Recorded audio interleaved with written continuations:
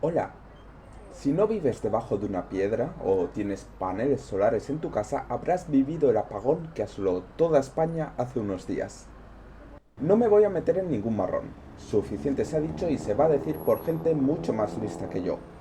Pero, desde el punto de vista del urbanismo, podemos extraer algunas lecciones sobre este asunto. A las 12:30 del 28 de abril de 2025, la luz se fue de repente. Yo estaba en la universidad, en Canto Blanco, en Madrid. Nos dio el tiempo justo para comprobar la dimensión de la situación y comprobar que los transportes habían colapsado antes de que se fuera la cobertura. Porque los transportes colapsaron. Sin electricidad, la red ferroviaria se cayó por completo, o casi. Metro y cercanías dejaron de funcionar. Muchos trenes se pararon en medio de túneles o entre estaciones y sus ocupantes tuvieron que ser rescatados. Varios trenes de alta velocidad se pararon en medio de la nada y la ayuda tardó en llegar.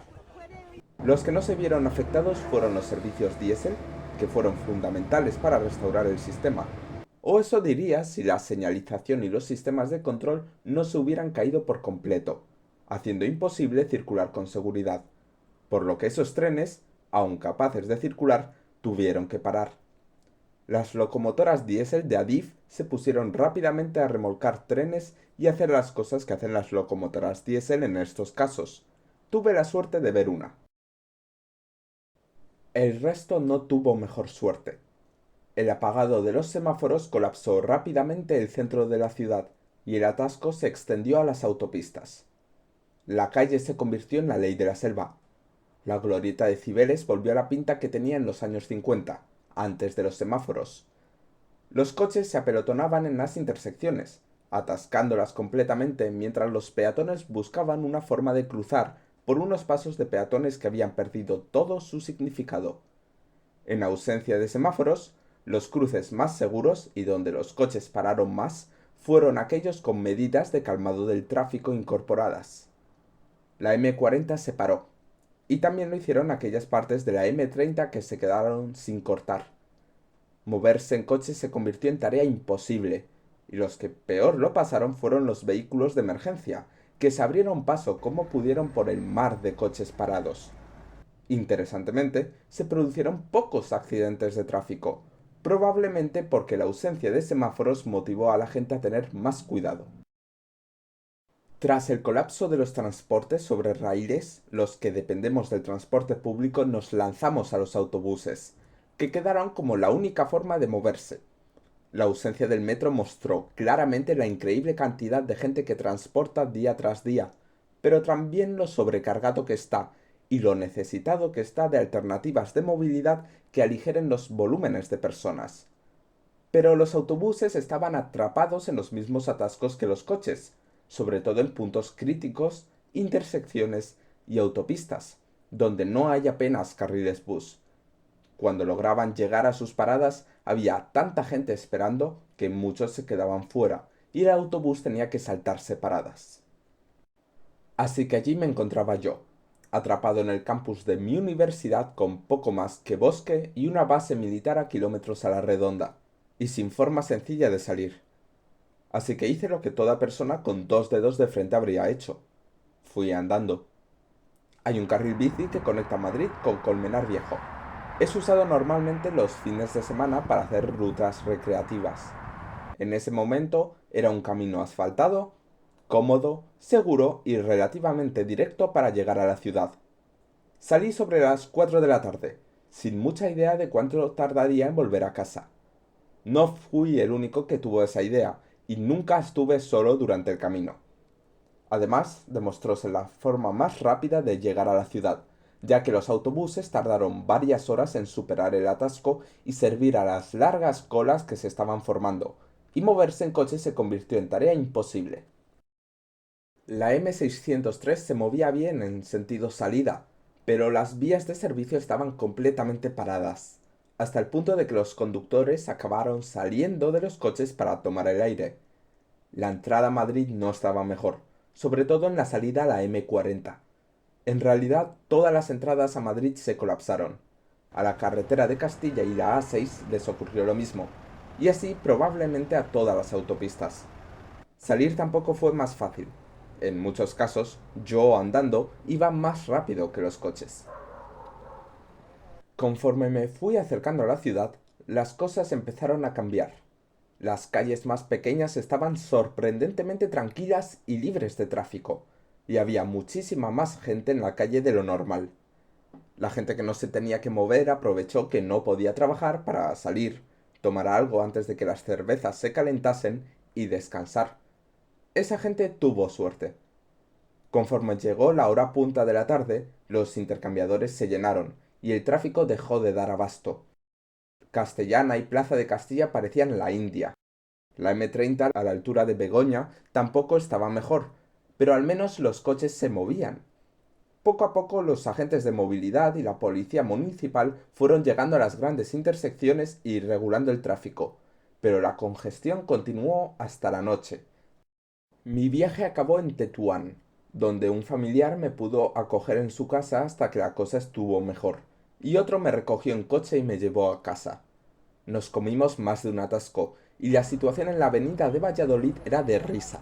Pero llegamos sobre las 9 de la tarde, más o menos al mismo tiempo que volvía la luz en mi zona. Esa es mi historia, pero estoy seguro que muchos tendréis la vuestra, aunque fuese pasarse horas en un atasco o quedarse atrapado en una estación de metro. Os leo en los comentarios. En cuanto llegué, cogí mi cámara y volví a la calle. Nunca me he arrepentido más de no llevarla conmigo, pues lo único que pude hacer durante mi periplo fue tomar las fotos que os he ido mostrando. Fui corriendo a la M30, esperando el atasco del siglo, pero no me esperaba lo que me iba a encontrar.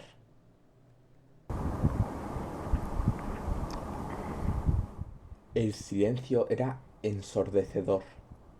La M30 estaba cortada en esta zona, probablemente para facilitar el paso de los servicios de emergencia y para evitar problemas por la falta de electricidad en el túnel. Nunca había visto el sitio tan tranquilo, y estoy seguro de que la gente que vive aquí agradeció un descanso del ruido constante que produce esta carretera en condiciones normales. Este día fue una locura, pero creo que podemos sacar muchas conclusiones desde el punto de vista del urbanismo. Si hay algo que hubiera deseado tener el 28 de abril, eso sería una bici. Los que tenían una pudieron moverse entre los coches y usar los carriles bici sin problemas, mientras la gente que dice que tener un coche es esencial en caso de emergencia se quedaba atrapada en retenciones que durarían horas. Andar y usar la bici se convirtieron rápidamente en las únicas dos formas de moverse, y una es claramente más rápida que la otra. Bicimat no fue de mucha ayuda. Para desbloquear la bici necesitas una aplicación, que no funcionó sin cobertura. Deberían de poderse desbloquear y usar las bicis con la tarjeta de transporte público. Sería mucho más rápido y fácil para todos. De todos modos, las estaciones no tenían energía y no hubieran podido liberar las bicis.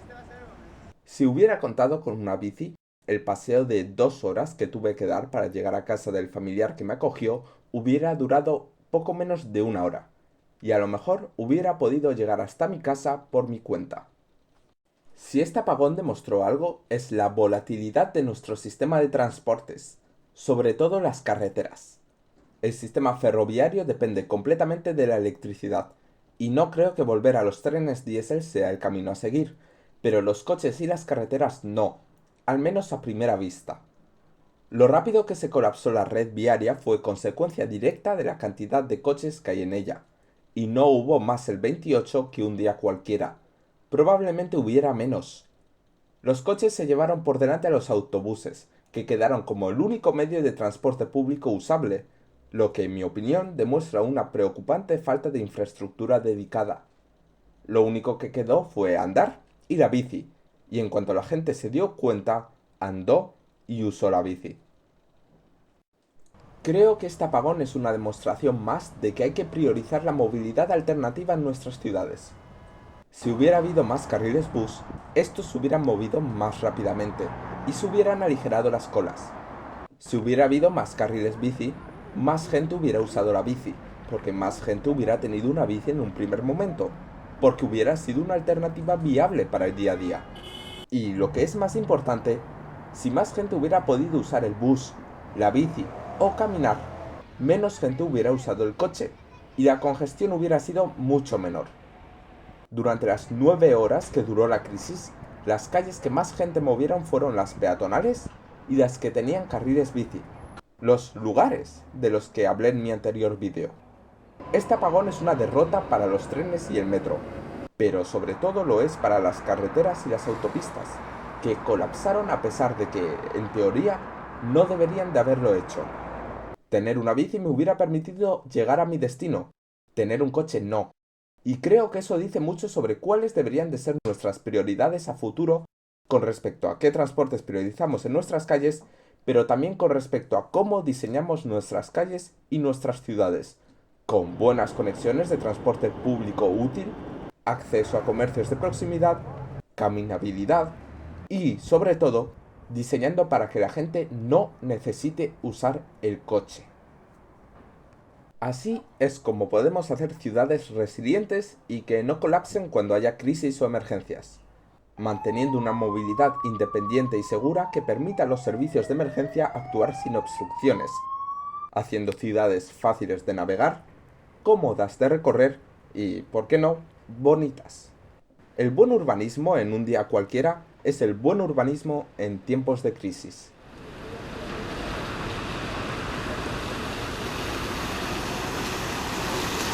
Antes de que os vayáis, gracias por llegar hasta el final.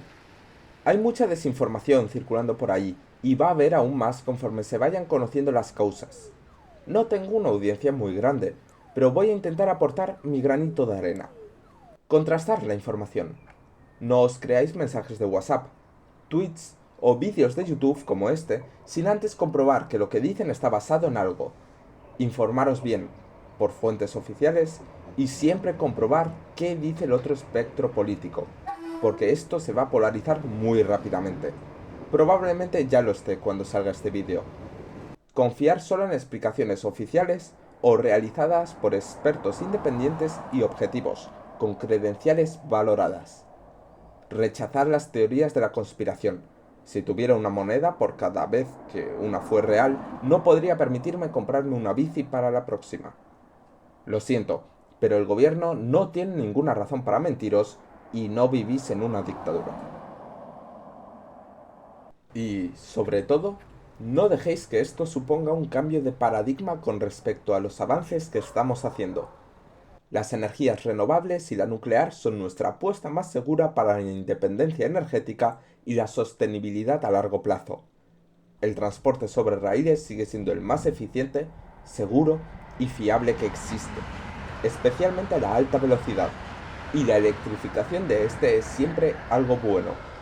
Esto ha sido un fenómeno único en la historia, y las conclusiones que saquemos han de adaptarse a esto. El colapso del sistema ferroviario es algo rarísimo, pero hay atascos en todas las ciudades de España todos los días.